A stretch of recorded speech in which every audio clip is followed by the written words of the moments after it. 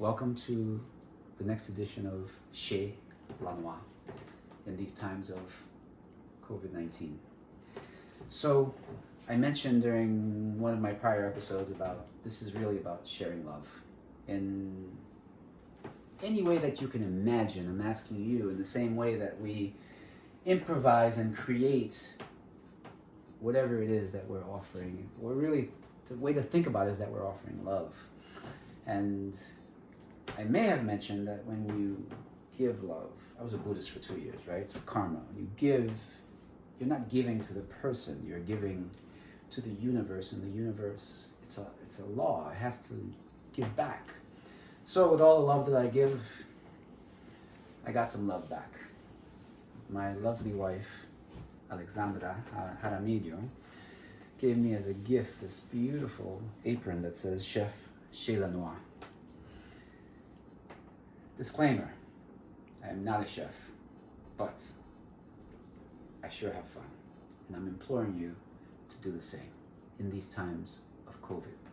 So, getting back to this idea of sharing love, I began this series by saying one of the things that always frustrated me was how we've lost the art of inviting people to your home. And everybody has the excuses, I'm too busy, the kitchen's too small, blah, blah, blah, blah, blah, blah.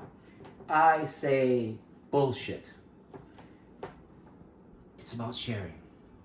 So this is all about bringing whatever it is I'm happening to be cooking and sharing that with you. And today we're making French crêpes. So I was walking, so a couple of thoughts. One, crêpes are amazing. I mean, if you want to show somebody love,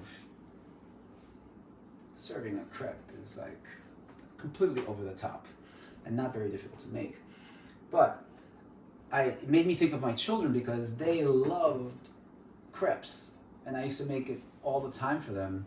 And so I was thinking about Eloise and Tristan, and Paloma's here with me now. She's going to be 18 next week and very much behaving like an 18-year-old. You know what I mean. And I was walking down the street buying these ingredients to make these crêpes for you. And it was precisely 7 o'clock in the evening. And I live on 107th Street between Broadway and Amsterdam, and I think it's a phenomenon all over the city where people just start clapping at 7 o'clock and they're screaming, they're yelling, saying, woo! And it's just such a tremendous show of love. I was so moved, and it again made me think of Eloise and Tristan because I think this trend started in Europe where people would clap and for the healthcare workers. And many of you who are watching this are healthcare workers, so I applaud you for the work that we do, for the sacrifice that we make to save the lives that we do. But again, I kind of thinking about Eloise and Tristan, and it's full circle. Why are they living in Spain? And it's obvious. Because in Spain, in Europe, their mother is French, and we spent a lot of time in Europe with the kids when they were younger. But one of the reasons that they're living in Spain is because there's a culture of community, there's a culture of giving, there's a culture of love. It's not about work, make money, pay rent, ambition, and try to squeeze in some time for friends. It's about living. It's about sharing time with friends, and that's what they describe to me, and that's what they love. And they're never going to come back, except maybe to visit once in a while, but I applaud that for that. So we just came full circle of the clapping in the streets, a show of love, cooking a show of love, Spain doing this, all of Europe applauding. But the last thing that this brings to mind before we hit this is the idea that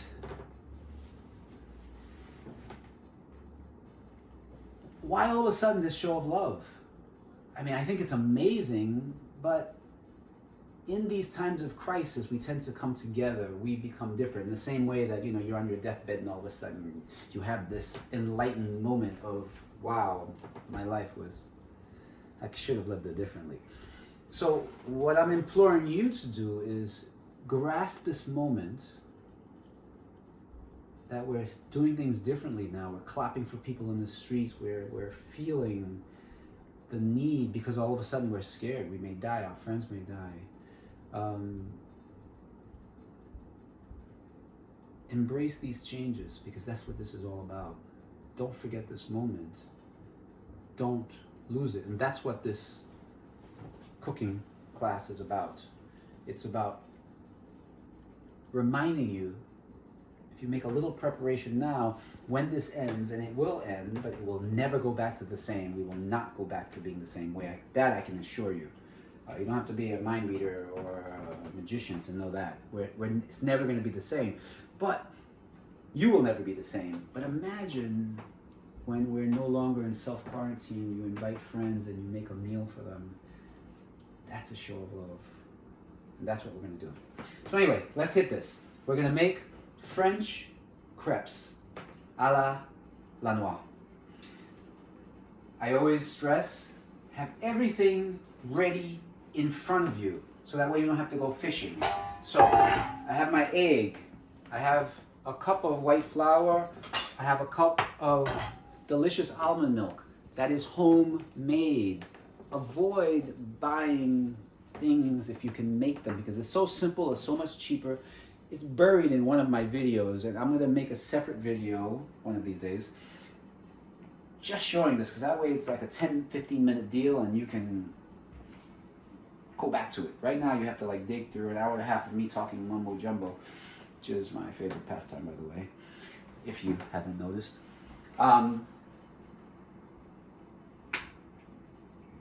Let's go back to basics as much as we can. I'm not talking about going and growing your damn potatoes. I mean, it would be nice to do that. I would like to do that, have a garden. And maybe one day in my old age, which is rapidly creeping upon me, faster than I would like to admit. But for now, almond milk is healthier for you, it's cheaper for you, and all you need is a blender and a handful of almonds. So we have that. I have my nocciolata, right? Organic hazelnut spread with cocoa. Yes, everybody in the world loves Nutella. The problem with Nutella, it's pure garbage. It's high fructose corn syrup, tastes good. A lot of things are bad for you. Snickers bars taste really good, pure garbage. So I would encourage you, not necessarily this brand. This was the only one we could. We searched all over New York City, looking for. They have dark chocolate with hazelnut, and it tastes magnifique. It's amazing, much better than Nutella, and it's healthier. So first thing we're gonna do is I have some water boiling here. Just gonna put this jar right in here like this, so that way it'll start melting this, so we can just pour that deliciousness over the crepes. So let's make the crepes. What do? Crack an egg. Again, I'm fascinated by people who can do this with one hand. I don't have that dexterity. And you can't teach an old dog new tricks. I'm beating the egg. No trick to this. Just beat it until can't beat it no more. Okay. Then we're gonna add our cup of flour. We're going to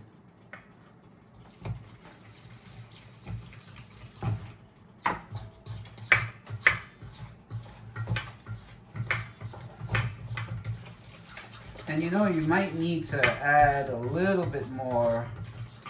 Like I'm looking at this, and I think because unlike pancakes, you actually want this to be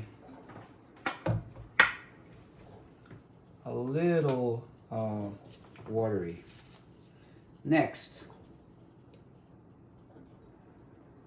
a tiny amount of pure vanilla extract. I don't know if the recipe actually calls for that. I've never learned from a recipe, I just learned from watching. But it's just a habit that my mother gave me, that whenever you're doing anything with flour, you add some. I think that's good. if you want to be a little decadent, you can add a little touch of Grand Marnier. Not a lot, because I'm going to show you what we're going to do with this Grand Marnier afterwards. Not a lot, it was just a drop, a tiny drop.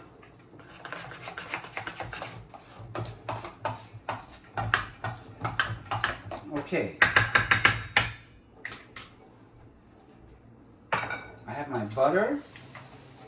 And what we're going to do now is I have my crepe pan. You need a crepe pan.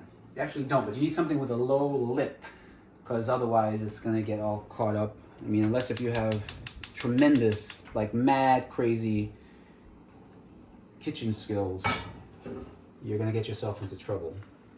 I'm just not that good, and I admit it. So, we're going to let that heat up a little bit. So I just wanted to get back to this idea of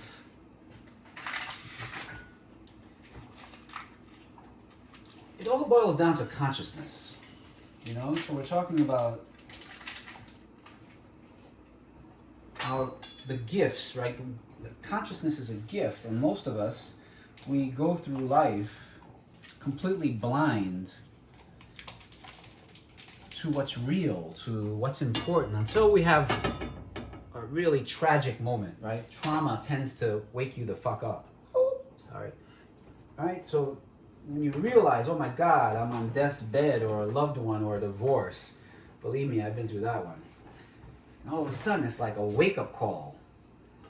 And you're like, holy shit, my life has been a total disaster, and you see all the changes that you need to make before you, and I'm gonna do this, and for a while, right? Like we've been there, right? For a while, we change our ways, and next thing you know, when you hear about this, people who have near-death experiences, man, those people, when they come back, they've seen the light, literally. They've seen the light at the end of the tunnel, and they all talk about how they changed their lives, and many of them, interestingly, you catch them 5 years later, and they're like, yeah, I kind of forgot, you know. So this moment, these moments of COVID, let it be a reminder to you, letting it get nice and hot. You don't need to move. Let it be a reminder when I finish making the crepes. You can make one at a time, but I'm going to make a few because I want to make some for my lovely wife, for my daughter. I'm going to make some for my mother. No sense in making a batch and not making it all, right? And then I'm going to deliver. I run a delivery service. My sister lives next door, and my mom lives 2 buildings down. So in these moments, like we're stressed, where we have fear, economic fear, health fears, look in. This is the moment to focus. Enfócate. Look inside.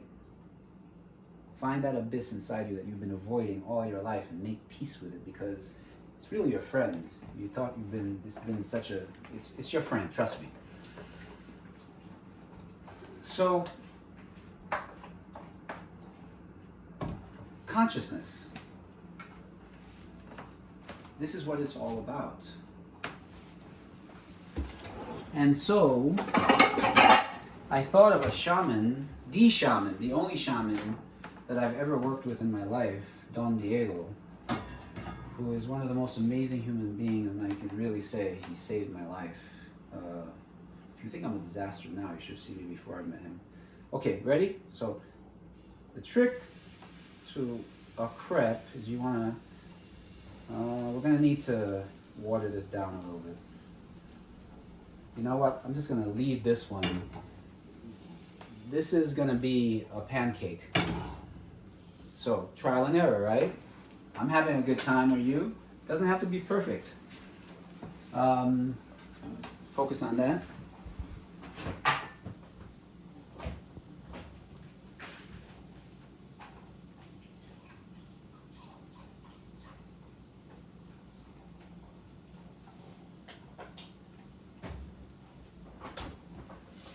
as I said, this needs to be liquidy.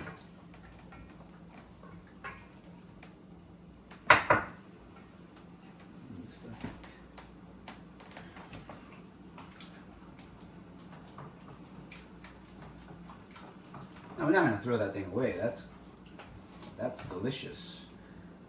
Okay, so maybe that's better. I misjudged the first one. We'll see how that goes. In the meantime, we have a small pancake that I'm going to nibble on as we go along. By the way, what I have here is I've crushed some bananas. I've crushed some strawberries. Now, sometimes when you go to restaurants, they don't do the crushing part. They just like chop it up, which is fine, but I think you're missing out on all the deliciousness inside. And by crushing it, wait till I show you what I'm going to do, which raises this to another level. And that's what we always want to do. We want to take life. We want to take life to another level. Remember that movie Yentl with Barbara Streisand? One of my favorite lines that I live my life by is when they ask her, so Yentl, what more do you want? What more do you want? And she says, I want more. That's what, I want more. I always love that.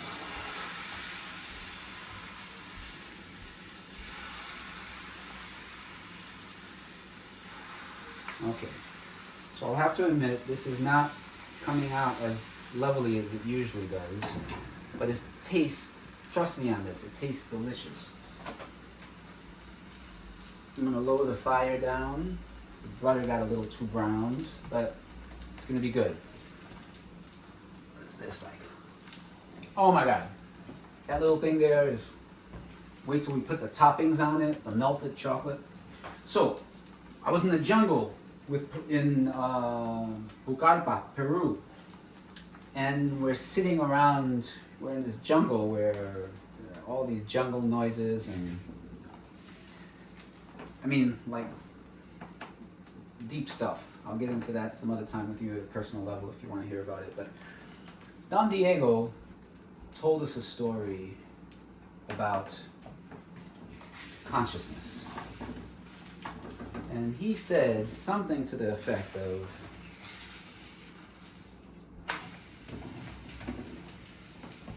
with all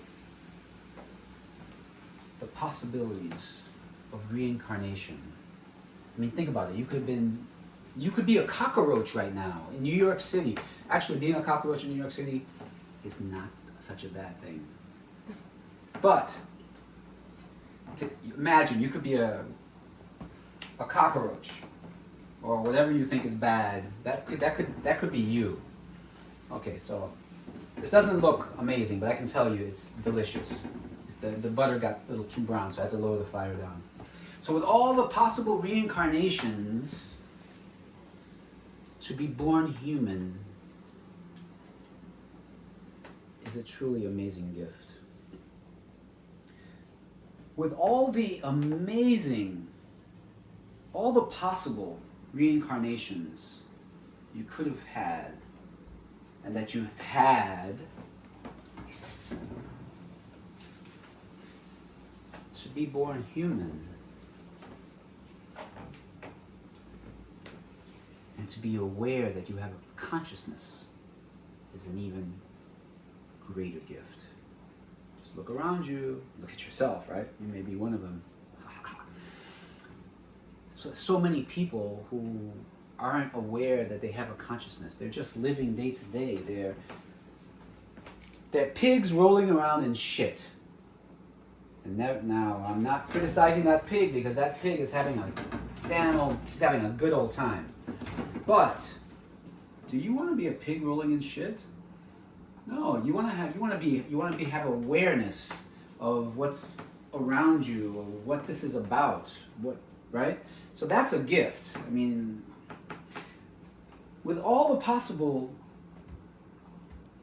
incarnations, by the way, I'm telling you the way he told us.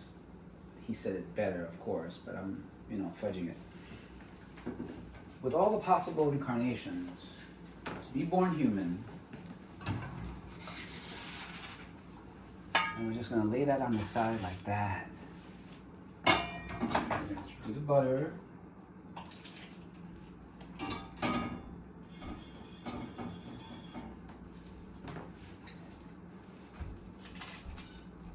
To be born human, to have a consciousness, to be aware that you have a consciousness, and then on top of that, to want to work on your consciousness, to want to improve that. Now, that's a gift. Now we're doing better. Now, see how that thin is, that thinness is. Now, if you were a real French chef, or a wannabe French chef, which I'm not, I'm just being me, little old me. You have a special wooden tool that motion took me years to develop it, even though I never had the tool. I practiced for a long time, but never got the tool. But anyway, each one will get better and better. Oh, this is going to be so good. So hold that thought. Remember that. Reincarnations, to be born human, to have a consciousness, to be aware that you have a consciousness, and then to want to improve it. All of those are tremendous gifts. Hold that thought there.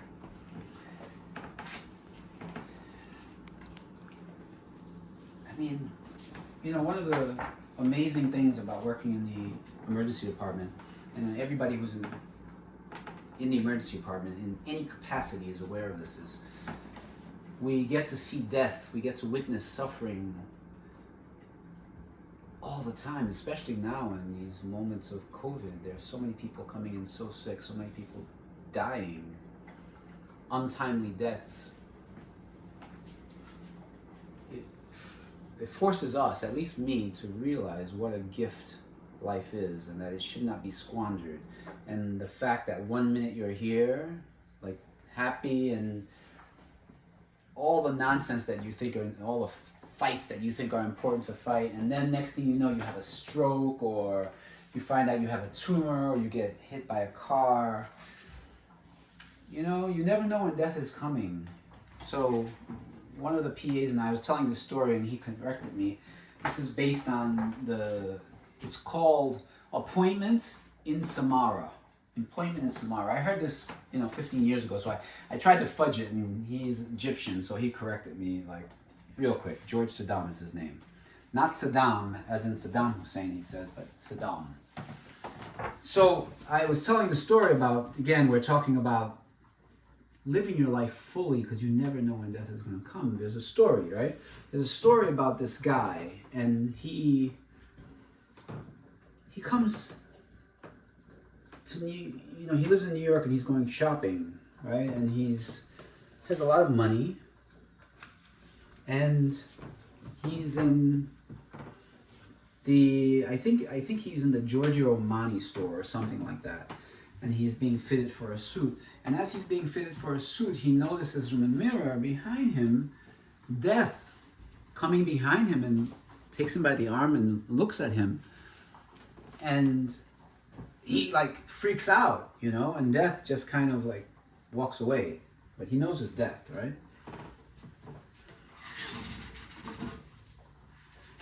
So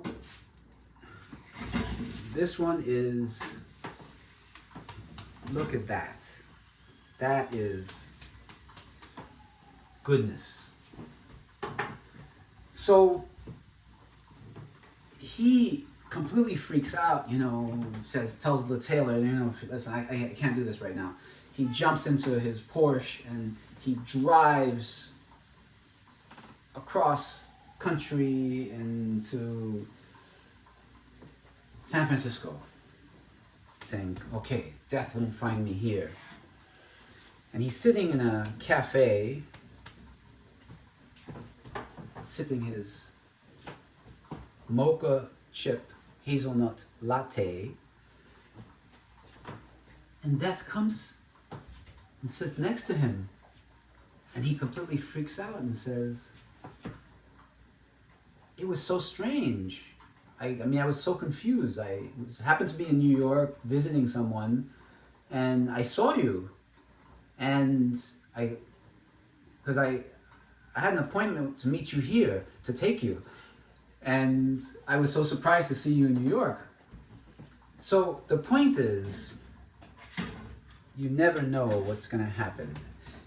And the reason that I thought of that story, and I told that story the other day in the ER, is because I had this truly horrible case of somebody who is very wealthy. I think he was some high-end executive somewhere.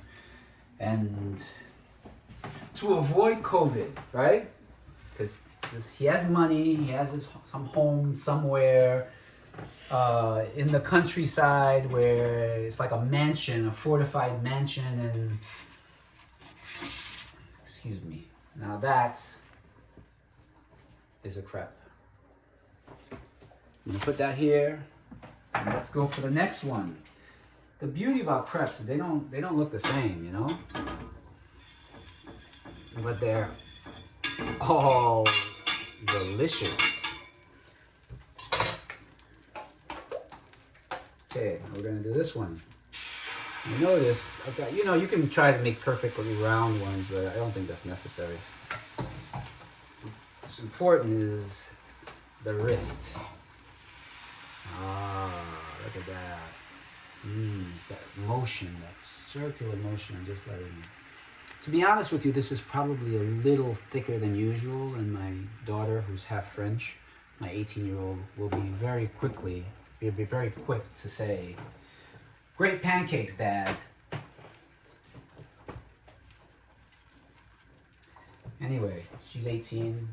She'll be leaving the house soon. I can't wait to miss her. Joke. So, you know, this mentioned that everything that you can possibly imagine, and talk about social distancing, there's no worry now about anything because they're so far away from civilization. Guy's there with his family and he decides to go on a hike. Doesn't come back when he's supposed to, so they go look for him, and he somehow or another managed to trip and fall down a ravine, and he's paralyzed from the chest down. Life changes, has the capacity to turn on a dime. So, and again, those of us working in the emergency department with wings, we have such an opportunity, and not all of us take advantage of that, realizing how fragile life is and how every minute has to be lived to the max. There's no time for nonsense, no time for bullshit. There's no time for the petty arguments. There's no time to surround ourselves with bullshit people. And there are lots of them around. You know, wish them well, wish them love. It's not, you know, everybody's doing, remember my rules for living, right? Everyone's doing the best that they can with the resources that they have at that particular moment. So there's nothing wrong with them. Nothing at all. But does that mean that you need to spend time with them? No. You're going to find other people who are at their same level of pettiness and who want to fight and argue about, you know, Trump versus Biden. Or what we're dealing with is consciousness. What we're dealing with is a higher purpose, which is the only reason we're here, to have this experience. So let's have a grand experience. Now, while this is happening, what I'm going to start doing, I have this small pan over here. By the way, there, you don't need to do it in a pan. You can do it in like a saucepan. But I'm just choosing to do it like this. And what we're going to do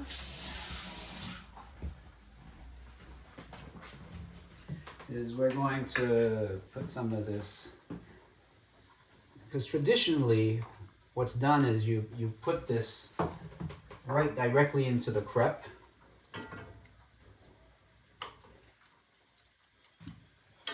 All right, one layer at a time. Chez Lanoix, we do things a little differently. We just mix that shit up because it's going down that way. And once you wrap it up in the crepe, you can't tell the damn difference anyway. So we're just gonna and heat it up. This is gonna be evenly heated, so you don't have to worry about, you know. I'm sure there's some purists out there, like my daughter, who's gonna reprimand me severely, may even attempt to flog me. But this is the way we roll here. So, by the way, you notice I like to talk about death. Death is one of my favorite pastimes. And if I were going to have a tattoo on my body, I do have a tattoo on my body. I'll talk to you about that later. It's kind of a secret. Very few people have seen it. I belong to a very secret society that, I mean, I've told certain people, so it's not like one of these situations where if I tell you, I'm gonna have to kill you. You know, maybe. But if I were going to have another tattoo on my body, it would say Memento Mori, which I think is one of the most important phrases in language. It's Latin, Memento Mori, and it means remember your death. Remember your death. So funny, I was in Medellin with my son in Colombia, and we happened to be sitting in this cafe and went to the bathroom, and on the bathroom was this like really embroidered, beautiful mirror. There were the words, Memento Mori. So what does that mean? It's kind of like the Indians from India. I was told, I have no idea whether this is true or not. Don't hold me to this, but this is what I've been told. You know, some of them wear ashes in the center of their forehead. Not the red dot, I'm not talking about that. I'm talking about the ashes. I'm just going to heat this up. We don't need to boil it, so I'm going to turn that off now. Let's heat it up. I think. Yeah, that's going to be good. It's not for them. It's so that when you pass them by, you're seeing those ashes and it says, remember, you're dead. Memento Mori, you're ash. Why are you living life as though you're immortal? Right? You're given this time to develop your consciousness. Don Diego would always say that, right? That's the whole idea of that story I was telling you about. We're given this consciousness. We have such little time. We think it's a long time, right? 90 years. I plan to live to be 115 at least. That's why I take such good care of myself. Can't you tell?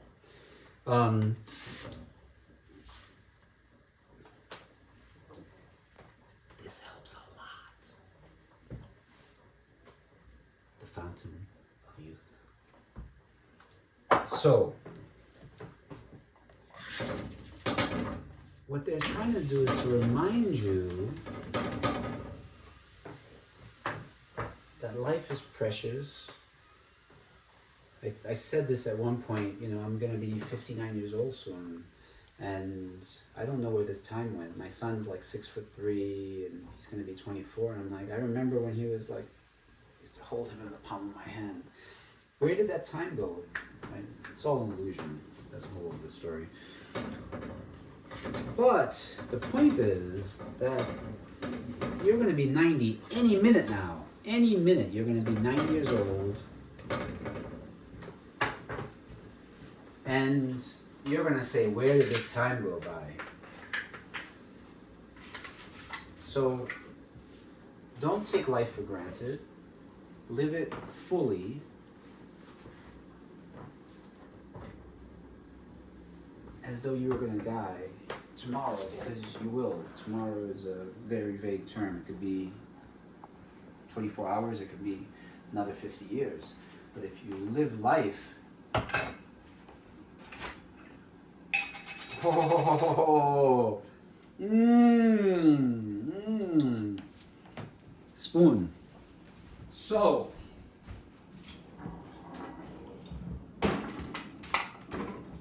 you have to live life as though you're going to die tomorrow. Always ask yourself the questions. Better yet, write it down. Write it down. This is your homework assignment. Assignment number 1, when you make this, you better invite me over and make one for moi. Okay, so here we go. Layer number 1. You can make pretty designs if you want. I do. I used to let my kids do this part. Just like, you know, do chocolate mandalas. Next, it's hot. No, okay, we're good.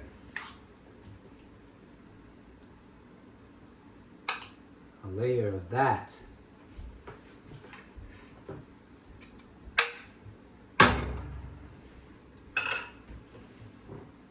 I have some Haitian Barbancourt rum, which is,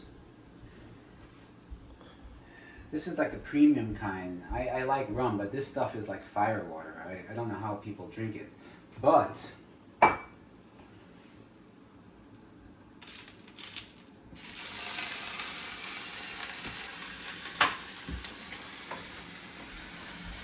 you want to impress somebody,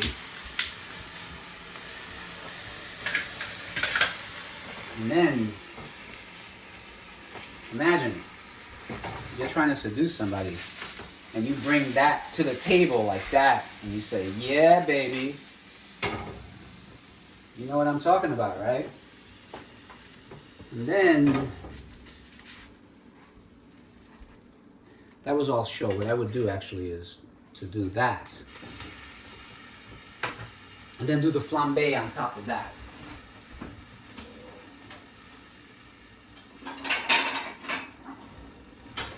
So, normally I would make 2 and then just serve that. By the way, have I introduced you to Giorgio? Giorgio and I have had a long-standing affair we've been together for 29 years. And I think I mentioned in one of my videos, we have not had gas in this apartment for a whole year. We finally got, oh, I'm burning my crepe. We finally got gas, and somebody came to reconnect my stove, Giorgio, and broke him. And we just had General Electric come to fix him, repair him, and we were told that impossible. So I'm crushed, devastated. In the meantime, I have an extra oven here that doesn't work, and they gave me this loaner, which does its job. So anyway, what was I saying? Living life to its fullest, because you just don't know when the bells will toll for thee, and they will toll. I'm not sure if that made any sense at all, but many of you know me now. A lot of things I say don't make sense until you're at a higher state. That's my rationale. They don't make sense now. It's because you're not elevated yet. You haven't eaten a crepe of mine. Because once you eat this crepe, you will understand everything. This is Shakti. You know what Shakti is? When somebody like touches your forehead and you're instantly enlightened. This is Shakti. You want Shakti? Come to Chez, Lanoix and have one of my meals and a crepe. Now I will grant you,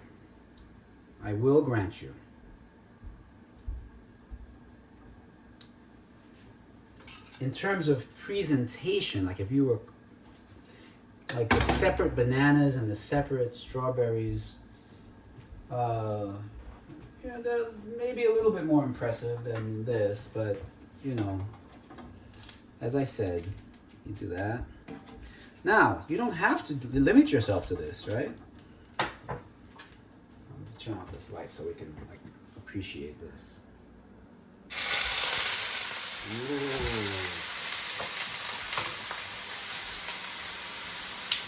Woo!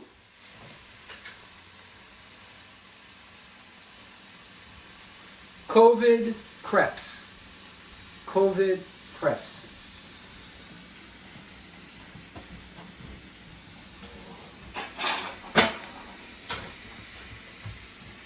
Okay, you get the idea. So, what I'm gonna leave you with is, you don't have to just do these. Once you make your crepes, you know, the French have millions of ways of doing this. For instance, you can just put some lemon and sugar. Just lemon and sugar. And man, that's it. You're done. With some Grand Marnier, of course. You know? What else do they put in it? I mean, you can just do bananas. You can be creative. Like, what do you like? Blueberries? I don't know. You know, this is what my kids love this. So for years, this is what we've been stuck on. But you don't have to limit yourself to this.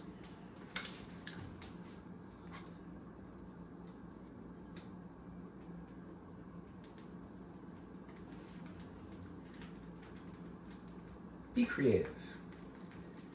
Let your imagination run away with you. I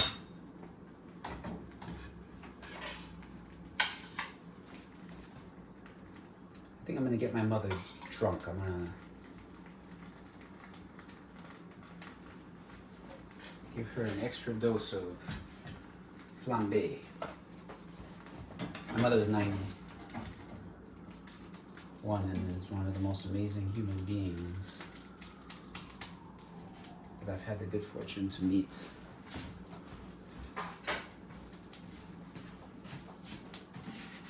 Okay, this is for Mommy Dearest.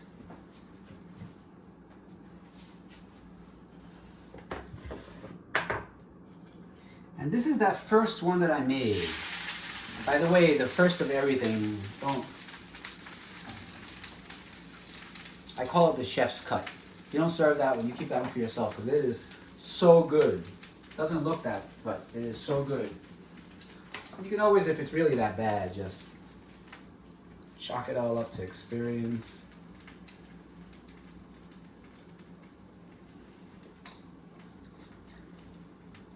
So I really hope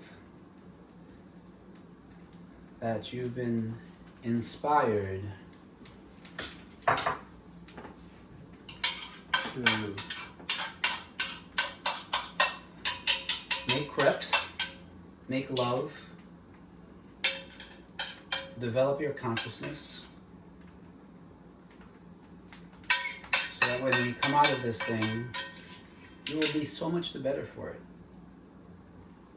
And you're going to share that with your goodness, everything that you've learned. You're going to invite friends over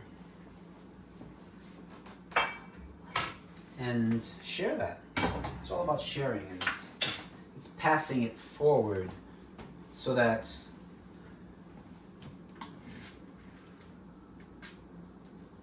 you create a ripple. It's a ripple effect. And the next person passes it on, and the next person passes it on. This one's going to be for my sister. Ooh. By the way, that was a combination of Barbancourt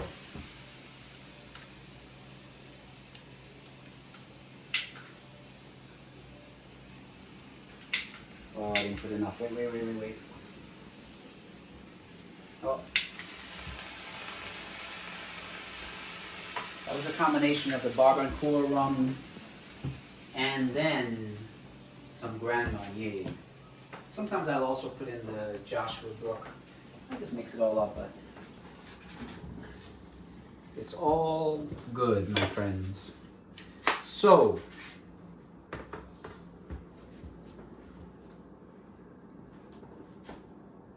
share the light. Oh, wait. The saying, by the way, none of this is original. See the light, share the light, be the light. Or maybe it's, no, wait. See the light, be the light, share the light. Enjoy. See you next time.